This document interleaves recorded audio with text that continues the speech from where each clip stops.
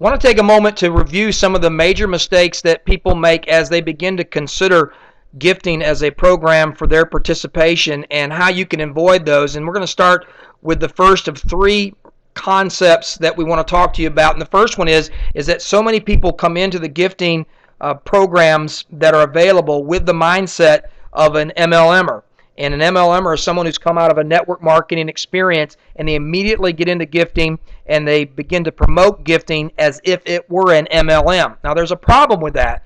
Gifting is not MLM. Gifting is not a company with a business model or a product. So it can't be presented in the same manner. But yet so many people do, and that's what puts the gifting programs at jeopardy, because people are out there promoting it online or in their conversations with their friends and families and co-workers that they've got this opportunity. It is not an opportunity. It's an opportunity, yes, to share in the principle of reciprocity, but it's not a business opportunity, and you need to be careful about the terminology and the verbiage that you use, because when you use the wrong terminology and verbiage, you put that program at risk, because immediately upon using that verbiage, you're actually setting that program up to be underneath state and federal regulations that it was not designed to be under, and it's going to get shut down, and therein lies the problem.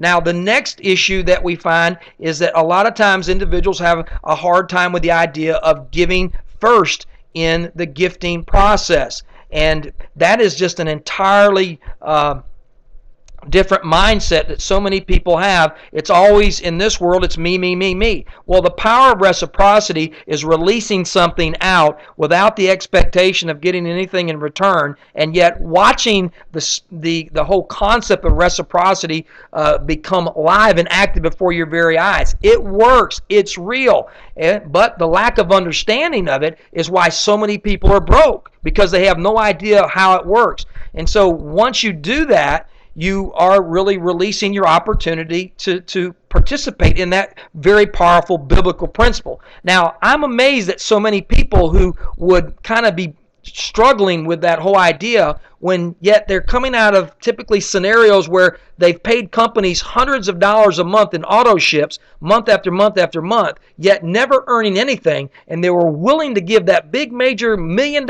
company all their money, but yet they would have such a hard time releasing small increments of money to their fellow man. It's amazing. Now, finally, the third thing, and I think it's the most important, for those of you who are participating, you need to avoid just going and randomly signing up in any gifting program. And here's why.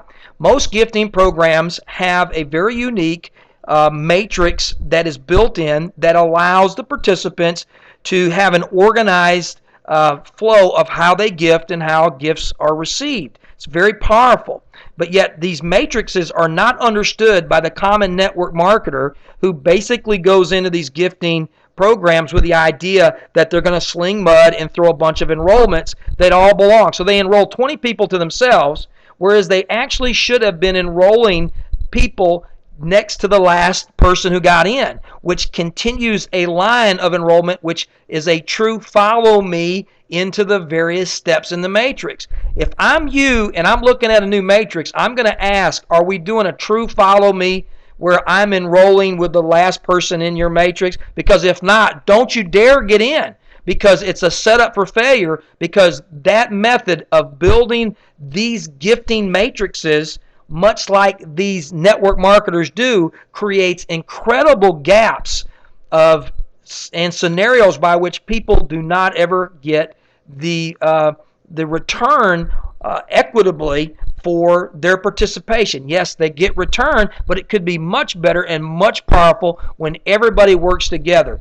Now, that doesn't mean you give all of your people away, certainly not, but it means that you should be working in an organized fashion. Check with the team leader or the program leader that you are choosing to partner with, and make sure that you find out if that's happening. If not, don't get in. We talk about this at the bottom of the page. We'll be glad to share more about how that works. I wouldn't get in unless that was going on. So keep that in mind. That is an incredible pitfall of this particular program, and you need to be aware of it and watch for it.